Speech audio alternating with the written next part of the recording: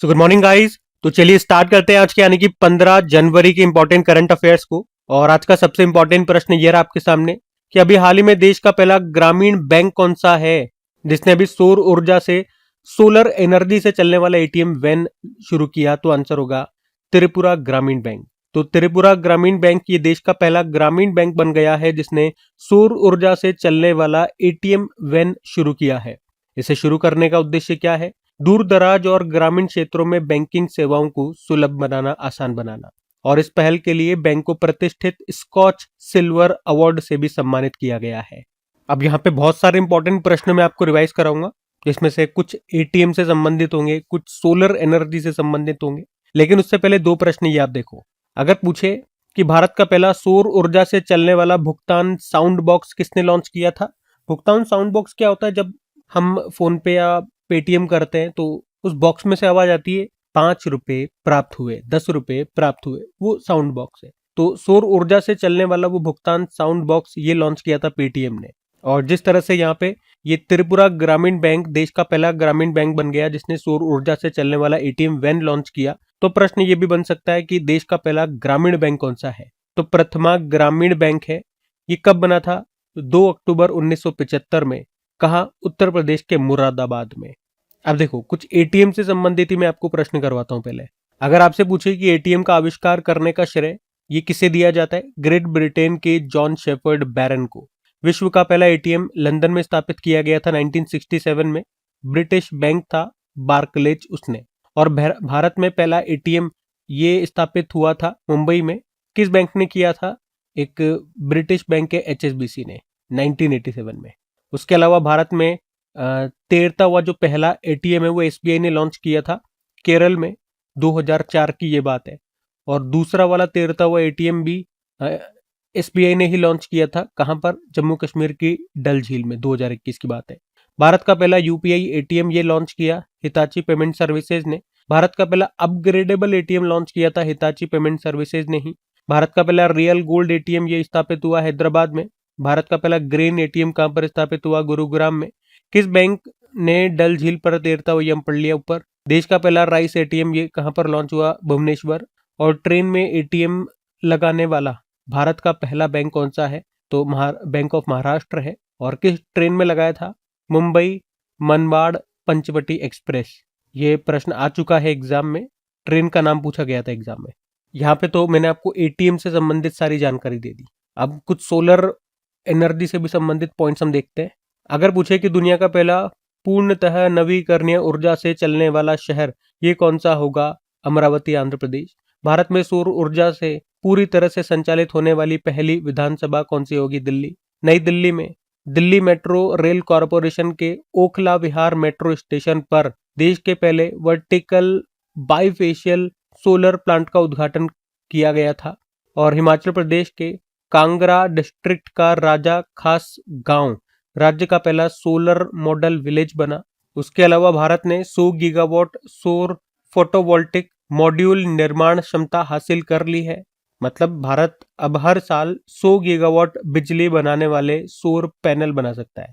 और Banaras locomotive works Varanasi ने rail पटरी के बीच में भारत का पहला 70 मीटर लंबा रिमूवेबल सोलर पैनल सिस्टम इसको चालू किया। इसके लिए 28 पैनल लगाए थे 15 किलोवाट के। और भारत का पहला सोलर पावर्ड जू कर्नाटक में स्थित बन्नेरगट्टा बायोलॉजिकल पार्क में बनाया गया। अच्छा, आप लोग मुझे बताना, ये आपके लिए एक और होमवर्क प्रश्न है। बन्नेरगट्टा बायोलॉजिकल पार्क अभी एक और कारण से न्यूज में था। हम यहाँ पे कोई जानवर लेकर के आए थे। कौन सा जानवर था वो और कहाँ से लेकर के आए थे ये आप बताएंगे। बाकी गोबी रेगिस्तान में दुनिया का पहला सोलर थर्मल पावर प्लांट ये शुरू किया था चाइना ने। ठीक है, तो सब बातें ध्यान में रखना। हम आगे बढ़ते और आगे बढ़ेंगे। और आपके लिए ये 2 होमवर्क प्रश्न मैं दे रहा हूँ। ये 2 प्रश्न है, आप आराम से वीडियो को पॉज करना है, इनको सॉल्व करना है। ये एग्जाम में पूछे गए प्रश्न है और पीछे थ्योरी में इनके बारे में मैं आपको बता चुका हूँ।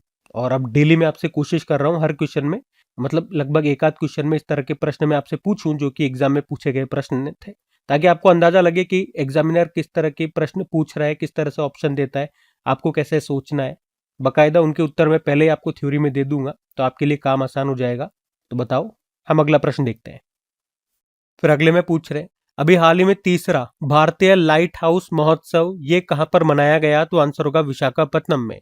तो इंडियन लाइट हाउस फेस्टिवल अभी इसका तीसरा एडिशन हुआ 2026 में, 9 और 10 जनवरी को हुआ। कहां पर? विशाखापत्तनम में, विशाखापत्तनम के एमजीएम पार्क में। और इसका उद्घाटन किया हमारे पूर्व vice president M Venkaiah Naidu ने। और इसका आयोजन करने का उद्देश्य है समुद्री विरासत और पर्यटन को बढ़ावा देना। तो ये उत्सव भारत के लाइट हाउसों को पर्यटन स्थल में बदलने और तटीय संस्कृति को बढ़ावा देने की एक पहल का हिस्सा है, आप कह सकते हो। और इसका आयोजन किसके द्वारा किया गया? मिनिस्ट्री ऑफ पोर्ट्स, शिपिंग और वाटरवेज, जिसके मंत्री कौन है? सर्बानंदा सोनोवाल। और इस बार ये तीसरे नंबर का भारतीय लाइट हाउस महोत्सव का आयोजन हुआ। पहला वाला हुआ था 2023 में गोवा में, और दूसरा 2024 में हुआ था पूरी उड़ीसा में। अब इसी तरह से कुछ महोत्सव मैं आपके लिए लेकर के आया हूं। जैसे कि बात करते हैं जदिया स्वामी फेस्टिवल, इसका आयोजन होता है तमिलनाडु में बडगा समुदाय के द्वारा। पर्पल फेस्ट 2025 का तीसरा संस्करण हुआ था नई दिल्ली में, दिव्यांगजनों के लिए है ये। और शिग्मो उत्सव गोवा में 15 दिनों तक चलता है। भारत रंग महोत्सव 2025 हुआ था नई दिल्ली में, ये विश्व का सबसे बड़ा रंगमंच महोत्सव है। थाईपुसम त्योहार तमिलनाडु में, Khubani blossom festival Ladakh, cherry blossom festival Meghalaya, Vishu उत्सव Kerala, national tribal youth festival 2025 Mizoram, Madhavpur Mela Gujarat के पोरबंदर में, सरहुल महोत्सव झारखंड, जात्रा उत्सव त्रिपुरा, गरिया पूजा उत्सव त्रिपुरा, त्रिपुरपुरम उत्सव केरल, खीर भवानी मेला जम्मू कश्मीर, और राष्ट्रीय बौद्धिक संपदा महोत्सव 2025 उत्तराखंड देहरादून में। ठीक है, तो ये सब ध्यान में रखना। अगला प्रश्न देखते हैं। फिर अगले में पूछ रहे, हाल ही में दिवंगत पूर्व भारतीय खिलाड़ी और ओलंपियन दविंदर सिंह गर्चा का संबंध किससे है? अभी इनका निधन हो गया। तो सही उत्तर होगा हॉकी। तो नाम है दविंदर सिंह गर्चा, भारतीय हॉकी प्लेयर थे जिनका भी 73 वर्ष की आयु में निधन हो गया। उन्होंने 1980 के मॉस्को ओलंपिक में 8 गोल किए थे, जहां पे भारत ने गोल्ड जीता था। उन्हें 2021 में ध्यानचंद पुरस्कार, खेलों में भारत का highest life time achievement award होता है, ये भी इनको मिल चुका है। तो इनका नाम ध्यान रखना।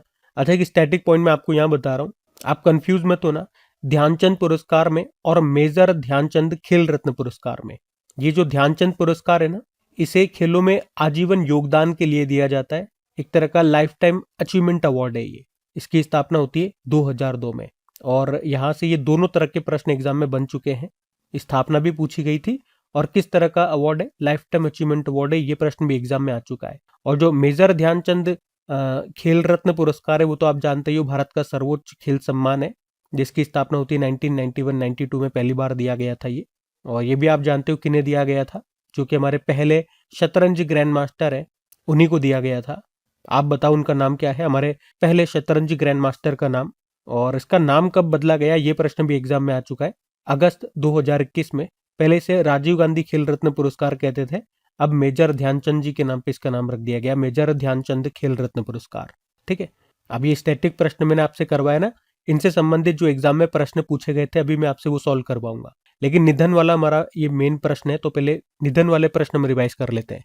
देखो, एक नाम ये याद रखना, जो भारतीय मूर्तिकार थे रामवी सुतार, इंपॉर्टेंट नाम रहेगा। निधन हो गया अभी 100 वर्ष की आयु में।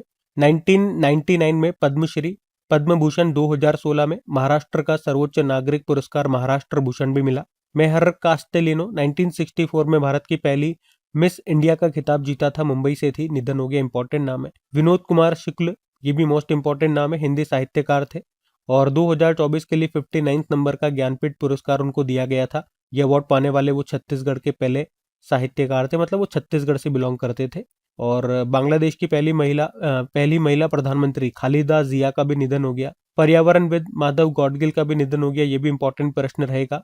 और इन्हें पद्म भूषण 2006 में, 2024 में संयुक्त राष्ट्र का champions of the Earth award मिल चुका है। और इनकी ऑटोबायोग्राफी क्या है, a walk up the hill, 2024 में ही थी। और भारत सरकार ने किस वर्ष माधव गॉडगिल समिति का गठन किया था? 2010 में, ताकि पश्चिमी घाट के पारिस्थितिकी स्वास्थ्य का आकलन किया जा सके। इनका जो मुख्य रूप से कार्य है वो पश्चिमी घाटों के लिए है, तो इंपॉर्टेंट रहेगा ये पॉइंट भी। अभी पूर्व वर्ल्ड बिलियर्ड्स चैंपियन थे मनोज कोठारी, इनका भी निधन हो गया, कोलकाता से बिलोंग करते थे। 1990 में वर्ल्ड बिलियर्ड्स चैंपियनशिप का खिताब जीता उन्होंने। 2005 में ध्यानचंद पुरस्कार इनको दिया गया। और 2025 में billiards and snooker federation of India के द्वारा लाइफ टाइम अचीवमेंट अवार्ड भी दिया गया था। ठीक है, तो ये बिल्कुल लेटेस्ट और जो मोस्ट मोस्ट इंपॉर्टेंट निधन वाले प्रश्न वो मैंने आपको रिवाइज करा है, सारे इंपॉर्टेंट इस शीट में, ध्यान में रखना। अगला प्रश्न देखते हैं। फिर अगले में पूछ रहे हैं कि हाल ही में भारत की मेजबानी में राष्ट्रमंडल के स्पीकरों और पीठासीन अधिकारियों का भी कौन सा सम्मेलन हुआ? तो आंसर होगा 28 नंबर का। तो राष्ट्रमंडल के अध्यक्षों और पीठासीन अधिकारियों का सम्मेलन हुआ। इंग्लिश में बोलोगे तो conference of speakers and presiding officers of the Commonwealth. अभी 2026 में 28वां एडिशन हुआ। अभी 14 जनवरी को शुरू हुआ और 16 जनवरी तक ये चलेगा। कहाँ पर? भारत में। भारत में भी कहा? नई दिल्ली में। इसका उद्घाटन किया प्रधानमंत्री नरेंद्र मोदी ने और इसकी अध्यक्षता कर रहे हैं जो हमारे लोकसभा अध्यक्ष हैं ओम बिरला। और आयोजन करने का उद्देश्य क्या है? संसदीय लोकतंत्र के विभिन्न स्वरूपों के बारे में ज्ञान और समझ को बढ़ावा देना और संसदीय संस्थाओं का विकास करना। आपको बता दूं, ये जो सम्मेलन है ये एक द्विवार्षिक सम्मेलन है, मतलब हर 2 साल में एक बार होता है। और भारत इस बार आप कह सकते हो चौथी बार इसकी मेजबानी कर रहा है, चौथी बार भारत इसको होस्ट कर रहा है। इससे पहले भारत 1971 में, 1986 में और 2010 में इसको होस्ट कर चुका है। और इस बार पाकिस्तान और बांग्लादेश को हमने इनवाइट नहीं किया है। वैसे इसका जो लास्ट एडिशन है 2024 में हुआ था, 24वां एडिशन। कहाँ पर? युगांडा के कंपाला में। पहला एडिशन 1969 में हुआ था कनाडा में। बाकी कॉमनवेल्थ की बात करें, राष्ट्रमंडल, तो आप कह सकते हो ये 56 सदस्य देशों का एक संघ है। और इसमें वही देश हैं जो कभी ना कभी ब्रिटिश शासन के अधीन रहे थे। और इन्हीं देशों के बीच आपको पता है एक गेम्स होते हैं जिन्हें आप कॉमनवेल्थ गेम्स कहते हो, हर 4 साल में होते हैं। अभी जैसे लास्ट एडिशन 2022 में हुआ था, 22वां एडिशन बर्मिंघम इंग्लैंड में।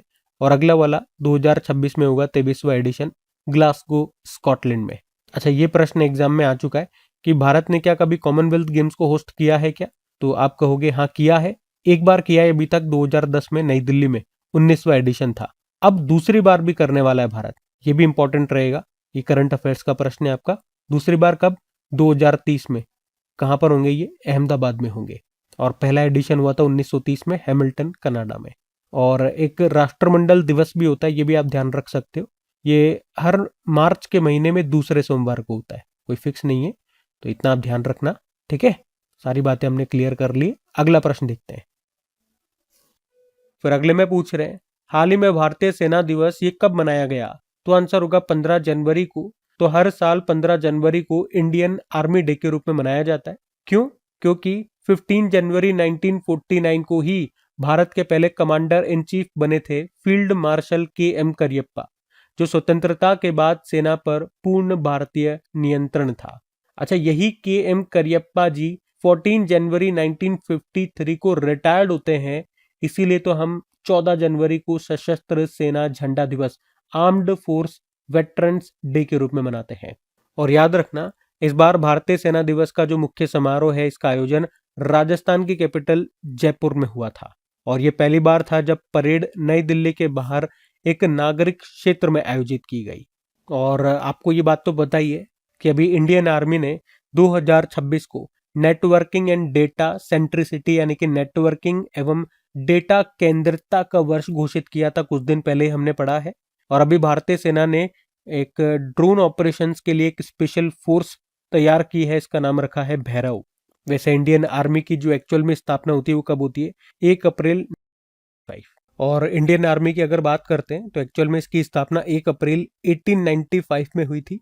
नई दिल्ली में मुख्यालय हो जाता है। इसका मोटो होता है सेवा परमो धर्मः, service before self. Army chief है उपेंद्र द्विवेदी और वाइस चीफ अभी बने थे पुष्पेंद्र सिंह। ठीक है, तो ये सब बातें इंडियन आर्मी से संबंधित हमने यहाँ पे देख ली है। एक बार देख लेते हैं भी जनवरी में कौन कौन से दिवस हम मना चुके हैं। तो देखो, 1 जनवरी को ग्लोबल फैमिली डे, 4 जनवरी को वर्ल्ड ब्रेल डे, 5 जनवरी को नेशनल बर्ड डे, 6 जनवरी को विश्व युद्ध अनाथ दिवस, 8 जनवरी को अर्थ रोटेशन डे, 9 जनवरी को प्रवासी भारतीय दिवस, 10 जनवरी को विश्व हिंदी दिवस, 11 जनवरी को राष्ट्रीय मानव तस्करी जागरूकता दिवस, 12 जनवरी को राष्ट्रीय युवा दिवस, 14 जनवरी को आर्म्ड फोर्स वेटरन्स डे और 15 जनवरी भारतीय थल सेना दिवस हमने देखा। ठीक है, ये सब बातें ध्यान में रखना। अगला प्रश्न देखते हैं। देखो, फिर अगले में क्या पूछ रहे हैं, अभी हाल ही में जस्टिस रेवती मोहिते डेरे ये किस राज्य की पहली महिला मुख्य न्यायाधीश बनी है? तो आंसर होगा इसका मेघालय।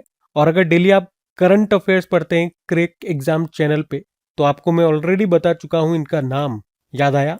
पर इनका नाम इंपॉर्टेंट बन जाता है क्योंकि ये जो जस्टिस रेवती मोहिते डेरे हैं, वे मेघालय हाईकोर्ट की अभी नई चीफ जस्टिस बनी है। इसके बारे में ऑलरेडी मैं आपको बता चुका हूँ जब शायद हमने पटना हाईकोर्ट की बात की थी। पर इनका नाम इसलिए इंपॉर्टेंट हो जाता है क्योंकि मेघालय हाईकोर्ट की ये पहली महिला चीफ जस्टिस है। उन्होंने यहाँ पे सोमेन सेन का स्थान लिया था, याद है आपको। अच्छा, अगर कोई पूछे कि हाईकोर्ट की पहली महिला चीफ जस्टिस कौन रही, हाईकोर्ट की पहली महिला जज कौन रही, और सुप्रीम कोर्ट में पहली महिला चीफ जस्टिस और पहली महिला जज की बात करते हैं। देखो, हाईकोर्ट में जो पहली महिला जज रही थी वो अन्ना चांडी थी केरल हाईकोर्ट से, और हाईकोर्ट की पहली महिला चीफ जस्टिस लीला सेठ थी हिमाचल प्रदेश हाईकोर्ट से। और सुप्रीम कोर्ट में अगर बात करते हैं, सुप्रीम कोर्ट में अभी तक कोई भी महिला चीफ जस्टिस नहीं है। हाँ, लेकिन जजेस में महिला रह चुकी हैं, पहली महिला, और पहली महिला जज फातिमा बीबी रही थी। वैसे उनका निधन हो चुका है। देखो, पहले हाईकोर्ट से संबंधित कुछ प्रश्न देखते हैं। तो हाईकोर्ट के बारे में संविधान के किस अनुच्छेद में उल्लेखित है? 214 से 231 तक टोटल हाईकोर्ट है। 25वां अमरावती हाईकोर्ट है, ये हम देख ही चुके हैं। उसके अलावा चीफ जस्टिस अपॉइंट करते हैं राष्ट्रपति किस आर्टिकल के अनुसार? आर्टिकल 217। और राज्य के जो गवर्नर होते हैं वो उनको शपथ दिलाते हैं आर्टिकल 219 के अनुसार। और हाईकोर्ट किस अनुच्छेद के तहत रिट जारी करता है? 226। और हाईकोर्ट किस अनुच्छेद के तहत एक अभिलेख न्यायालय है? 215। देश का सबसे बड़ा हाईकोर्ट परिसर ये बना रांची में। और क्षेत्रीय भाषा में फैसला प्रकाशित करने वाला पहला हाईकोर्ट केरल हाईकोर्ट बना मलयालम भाषा में। और मासिक धर्म अवकाश नीति को शुरू करने वाला देश का पहला राज्य या देश का पहला हाईकोर्ट पूछेंगे तो सिक्किम हो गया। नेगोशिएबल इंस्ट्रूमेंट एक्ट के मामलों को संभालने के लिए देश का पहला डिजिटल कोर्ट ये कहाँ शुरू हुआ? केरल के कोल्लम में। और केरल के वायनाड जिले के कलपेट्टा में भारत के पहले पूर्णतः कागज रहित जिला न्यायालय डिस्ट्रिक्ट कोर्ट का उद्घाटन किया गया था। और अभी अगर देखें जनवरी में कौन कौन से हमने अभी प्रश्न पढ़े हैं हाईकोर्ट से संबंधित, तो पटना हाईकोर्ट के चीफ जस्टिस बने संगम कुमार साहू, और केरल हाईकोर्ट के chief justice Somen Sen, Meghalaya high court के चीफ जस्टिस ये रेवत प्रशांत मोहिते डेरे, और झारखंड हाईकोर्ट के चीफ जस्टिस महेश शरद चंद सोनाग बनी है। ठीक है, तो ये ध्यान में रखना। अगला प्रश्न देखते हैं। इसके अलावा देखो, अगर पूछते हैं केरल का पहला तितली अभयारण्य ये कौन सा बन गया है, तो आंसर होगा अरलम तितली अभयारण्य। तो आप ध्यान रखेंगे केरल का पहला तितली अभयारण्य बन गया है अरलम वाइल्ड लाइफ सेंचुरी, जिसका नाम अभी बदलकर अरलम बटरफ्लाई सेंचुरी कर दिया गया। ये भारत का पहला एक ऐसा अभयारण्य है जो पूरी तरह से तितलियों पर या तितलियों के लिए समर्पित है। ठीक है, तो ध्यान में रखना ये केरल के कन्नूर जिले में आता है, जहां पे तितलियों की 266 से अधिक प्रजातियां पाई जाती है। तो ये भारत का पहला ऐसा अभयारण्य है जो पूरी तरह से तितलियों के लिए समर्पित है। अच्छा, अब इसी तरह के कुछ और प्रश्न मैं आपको रिवाइज करा रहा हूँ। अगर पूछे भारत का पहला नेशनल पार्क कौन सा है? Jim Corbett national park Uttarakhand में मिलेगा। नवीनतम national park Similipal national park, और इस तरह से ये उड़ीसा का दूसरा नेशनल पार्क बन गया, जबकि देश का 107वां। सबसे बड़ा national park Hemis national park. सबसे छोटा national park south button national park Andaman Nicobar में है। भारत का पहला डार्क स्काई पार्क बनेगा पेंच टाइगर रिजर्व में। और सैटेलाइट फोन से लैस होने वाला ये पहला नेशनल पार्क है काजीरंगा नेशनल पार्क। दुनिया की पहली ब्लैक टाइगर सफारी कहाँ पर शुरू हुई? सिमलीपाल टाइगर रिजर्व में उड़ीसा। भारत का पहला टील कार्बन अध्ययन ये कहाँ पर खोजा गया? तो केवलादेव नेशनल पार्क राजस्थान में। भारत का दूसरा सबसे बड़ा तितली विविधता केंद्र ये घोषित किया गया। तो याद रखना कि भारत का सबसे बड़ा टाइगर रिजर्व ये कौन सा है? नागार्जुन सागर श्री सेलम टाइगर रिजर्व, जो आपको मिलेगा आंध्र प्रदेश और तेलंगाना में। और भारत का एकमात्र 13वां national park Keibul Lamjao national park है, जो आपको मिलेगा मणिपुर में। ठीक है, तो ये सारे पॉइंट्स आप ध्यान में रखेंगे। अगला प्रश्न हम देखते हैं। फिर अगले में पूछ रहे हैं, अभी हाल ही में जारी आंकड़ों के अनुसार भारत की नॉन फॉसिल फ्यूल क्षमता कितनी है, यानी कि रिन्यूएबल एनर्जी? तो आंसर होगा 266.78 गीगावाट। तो हमारे न्यू एंड रिन्यूएबल एनर्जी जो मिनिस्टर हैं प्रहलाद जोशी, अभी उन्होंने ही बताया कि जनवरी 2026 तक भारत की न्यू फॉसिल फ्यूल या रिन्यूएबल एनर्जी आप बोल दो, ये 266.78 गीगावाट हो गई है। ठीक है, तो आप देख सकते हो 2024 से हम तुलना करते हैं तो अभी जो वृद्धि हुई है वो 22.6% है। और इसमें भी अगर देखें तो सबसे अधिक वृद्धि हमें सोलर एनर्जी में देखने को मिली है, 38.8% आई। मतलब 2024 में जो सोलर एनर्जी की जो क्षमता थी वो थी 97.86 गीगावाट, जो अभी बढ़ के कितनी हो गई है 135.81 गीगावाट। सोलर एनर्जी के बाद हम बात करते हैं तो नंबर आता है पवन ऊर्जा का। लास्ट ईयर इसकी कैपेसिटी कितनी थी 48.16 गीगावाट और अभी बता रहा है ये 54.51 गीगावाट। इसमें भी 13.2% की वृद्धि देखी गई है। और वैसे आप जानते हो हमारा टारगेट भी है 2030 तक 500 गीगावाट रेन्यूएबल एनर्जी को अचीव करना। वैसे हमारा नेट जीरो कार्बन उत्सर्जन का लक्ष्य क्या है 2070 है।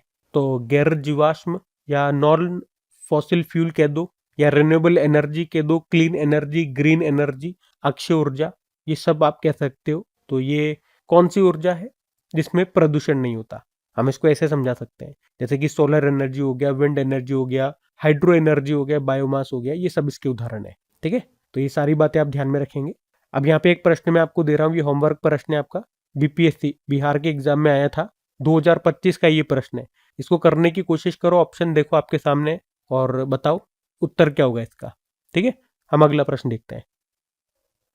फिर अगले में पूछ रहे हैं, अभी हाल ही में चाइना, रशिया और ईरान ने मिलकर के विल फॉर पीस 2026 नौसैनिक अभ्यास का आयोजन कहां पर किया? तो आंसर होगा साउथ अफ्रीका। तो अभ्यास का नाम है विल फॉर पीस एक्सरसाइज 2026। ये एक तरह का नेवल एक्सरसाइज है, नौसैन्य अभ्यास है। तो ये चीन, रशिया, ईरान और ब्रिक्स प्लस देशों के द्वारा किया जाने वाला एक संयुक्त नौसैन्य अभ्यास है। और अभी इसका आयोजन कहां पर किया जा रहा है या कहां पर किया गया? साउथ अफ्रीका के जल क्षेत्र में। अच्छा, ब्रिक्स प्लस का मतलब क्या हो गया? तो ब्रिक्स के विस्तारित समूह, एक्सपांडेड ग्रुप को ही ब्रिक्स प्लस कहते हैं। और जैसे आपको पता है ब्रिक्स में अभी जो लेटेस्ट सदस्य देश बना था 10वें नंबर का, वो कौन सा था? इंडोनेशिया। तो ये इसका विस्तारित ग्रुप है। विस्तारित ग्रुप यानी कि एक्सपांड हो रहा है, ये बढ़ रहा है, इसी को ब्रिक्स प्लस बोला गया है। अभी 2025 में इसकी बैठक हुई थी ब्राजील में और इस साल इसकी बैठक ये भारत में होगी। ठीक है, तो ये भी प्रश्न ध्यान में रखना। अगला प्रश्न देखते हैं। फिर अगले में पूछ रहे हैं, हाल ही में दुर्लभ समुराय मार्शल आर्ट सम्मान पाने वाले पहले भारतीय कौन बन गए? तो आंसर होगा पवन कल्याण। तो साउथ फिल्म इंडस्ट्री के एक्टर है, वर्तमान में आंध्र प्रदेश के डेप्यूटी सीएम भी है पवन कल्याण। और अभी प्राचीन जापानी तलवारबाजी परंपरा है केंजुत्सु इसका नाम है, और इसमें दीक्षित होने वाले ये पहले भारतीय बन गए हैं। कौन? पवन कल्याण। ये कामयाबी उन्हें 3 दशकों तक ट्रेनिंग करने के बाद मिली है। और ये एक तरह का दुर्लभ सम्मान है जो आमतौर पर जापानी अभ्यासकर्ताओं के लिए संरक्षित होता है, आरक्षित होता है। और ये एक दुर्लभ सम्मान है जो आमतौर पर जापानी अभ्यासकर्ताओं के लिए आरक्षित होता है और जापान के बाहर केवल कुछ असाधारण मामलों में ही इसे प्रदान किया जाता है। ठीक है, तो ये ध्यान में रखना, पवन कल्याण। और ये जो ऑप्शन दिख रहा है आपको मोहनलाल, ये भी साउथ के एक्टर है। अभी दादा साहब फाल्के अवार्ड फॉर 2023 इनको दिया गया था, 2023 के लिए दिया गया था अभी 55वां दादा साहब फाल्के पुरस्कार मोहनलाल को, ध्यान में रखना। बाकी ये थी आज की हमारी करंट अफेयर्स की क्लास। कमेंट करके जरूर बताना सेशन कैसा लगा। अच्छा लगा तो वीडियो को लाइक जरूर करना, अपने दोस्तों के साथ में स्टडी ग्रुप में शेयर जरूर करना। बाकी चलो अभी कल के करंट अफेयर्स का हम क्विक रिवीजन कर लेते हैं और सेशन एंड करते हैं।